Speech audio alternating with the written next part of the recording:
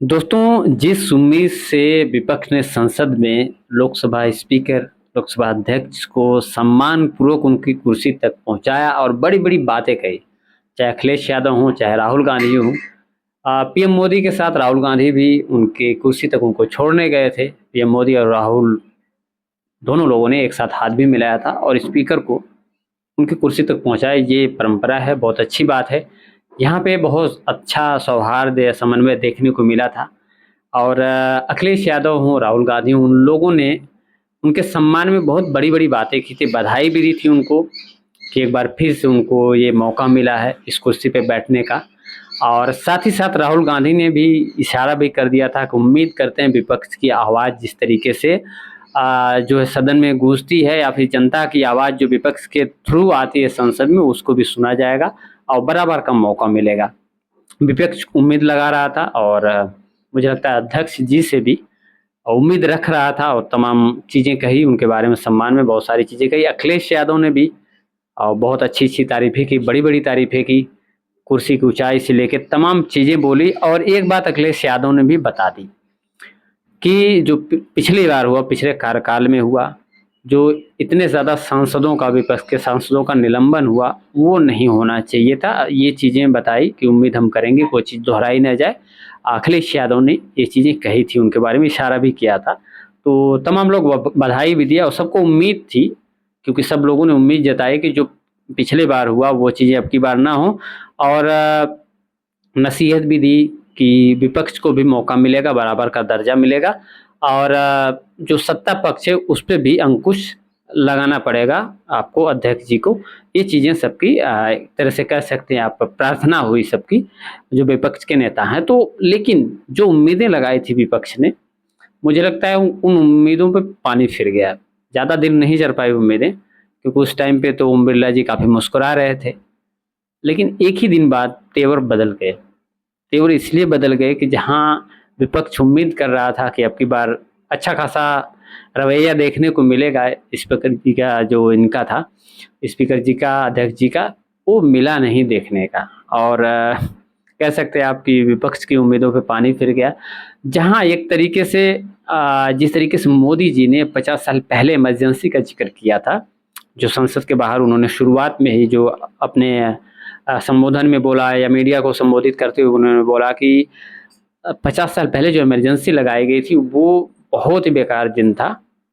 25 जून का उन्होंने ज़िक्र किया, उसी दिन शायद बोला था। तो उसका ज़िक्र किया 25 साल पहले ले गए, जिसके बारे में चर्चा हुई और मैंने वही देखा कि सीक्वेंस नज़र आया संसद में भी।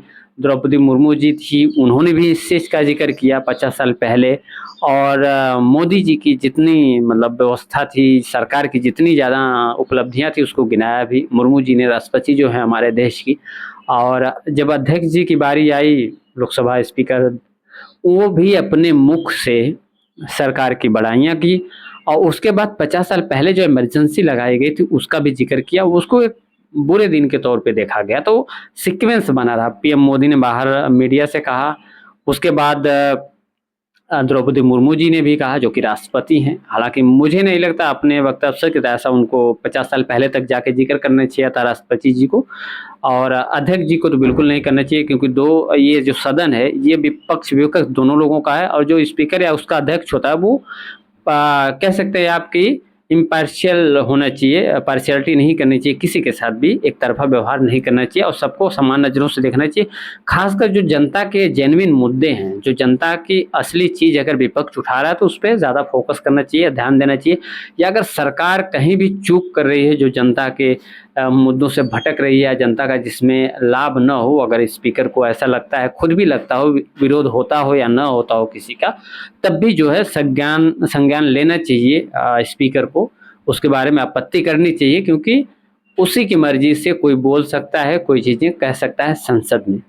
तो अंकुश दोनों तरफ होना चाहिए। अखिलेश यादव ने सही कहा था कि जैसे विपक्ष पे अंकुश रहता है आपका, वैसे पक्ष जो है न, वहाँ पे सरकार पे भी आपका अंकुश होना चाहिए, ऐसी हम उम्मीद करेंगे। अखिलेश यादव ने ऐसा कहा, लेकिन फिलहाल ऐसा होता हुआ दिखाई नहीं दे रहा है, क्योंकि कांग्रेस पार्टी के एक नेता द्वारा जब शपथ ली गई और जय संविधान बोला गया, तो अध्यक्ष जी द्वारा बोला गया कि अपने संविधान की तो शपथ आप ले ही रहे हैं, तो दोबारा से क्या जय संविधान बोलने का। मुझे लगता है कि ये चीज़ें संविधान की जो कॉपी है पूरे प्रचार में कांग्रेस पार्टी लेके घूम रही थी, विपक्ष द्वारा घुमाया जा रहा था ये चीज़ें।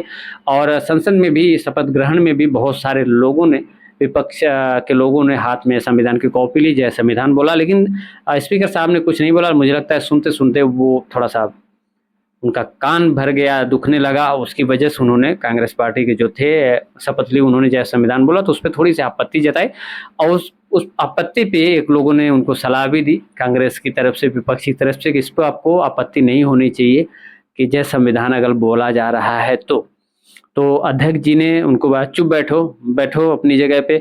कौन आपत्ति वाला शब्द है, क्या आप किस पे आपत्ति करनी है, किस पे नहीं करनी है, ये आप मुझे मत सिखाओ। मतलब ऐसा बोला गया ओम बिरला जी की तरफ से। अब आप कह सकते हैं जो विपक्ष उम्मीद लगा के बैठा था कि ओम बिरला जी आएंगे अब की बार और पिछले की तरह से बिल्कुल हृदय परिवर्तन करके हम लोगों को आशीर्वाद देंगे, हमारी बात सुनेंगे, सत्ता को फटकार लगाएंगे या जो भी करेंगे, ये ऐसा करते हुए नजर नहीं आ रहे ओम बिरला जी। क्योंकि एक वक्तव्य में आप उन्होंने ये भी कहा था कि आप लोगों को अब मैं 5 साल ये चीज़ें नहीं बताऊंगा, 5 साल नहीं सिखा सकता।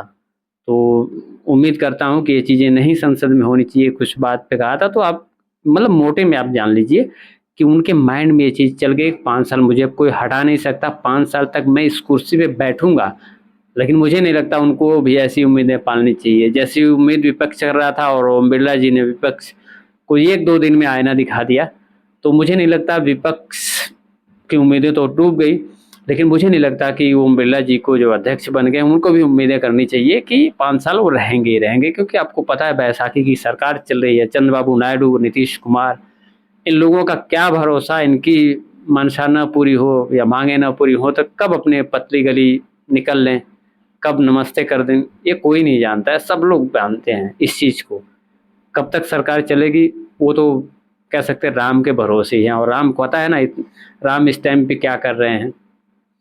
तो बहुत सारी चीज़ें हैं। फिलहाल आपकी क्या राय है कमेंट में ज़रूर बताइएगा। नया तो चैनल को सब्सक्राइब करके भी सपोर्ट करिएगा, क्योंकि मैं ये कोशिश करता हूँ कि जो चीज़ें आप तक न पहुँच पाए किसी माध्यम से, अगर इतनी भी चीज़ें मैं आप तक अगर सही तरीके से पहुँचा पाया, आपके कानों तक जा पाई, आप अगर देश की जनता हैं, तो मैं अपने आप को बहुत ज़्यादा धन्य समझूंगा। और मैं कोशिश यही करता हूँ कि किसी की तरफ से कोई पार्शियलिटी करके कोई वीडियो ना बनाई जाए किसी की तरफ से। मैं तो किसी का विरोध भी नहीं करता हूँ, अच्छी चीज़ों का समर्थन करता हूँ जो जनता के लिए फ़ायदेमंद हो। मैं हमेशा ये कहता हूँ, मैं सत्ता परिवर्तन के भी पक्ष में रहता हूँ, इसलिए कि जिसमें जनता का भला हो।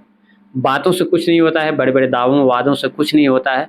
और हमारा देश अगर बहुत ज़्यादा आर्थिक तरक्की भी कर लिया, बहुत बड़ी इकोनॉमी बन गया, तो मुझे नहीं लगता उससे भी कोई फ़र्क पड़ता है। मुझे फ़र्क पड़ता है एक जो निचले लेवल पे गाँव का आदमी है, जिसके पास खाने के लिए किस तरीके से मिल रहा है, उसको क्या सुविधाएँ हैं, उसके उपचार की, पढ़ाई-लिखाई की, उसकी व्यवस्था, सरकार की जो व्यवस्था उस तक पहुँच रही है या नहीं पहुँच रही, मैं ये ध्यान देता हूँ। फिलहाल मैं किसी की बुराई नहीं करता हूँ, इसमें आप अपनी राय ज़रूर दीजिएगा। मिलते हैं आपसे नेक्स्ट वीडियो में। जय हिंद।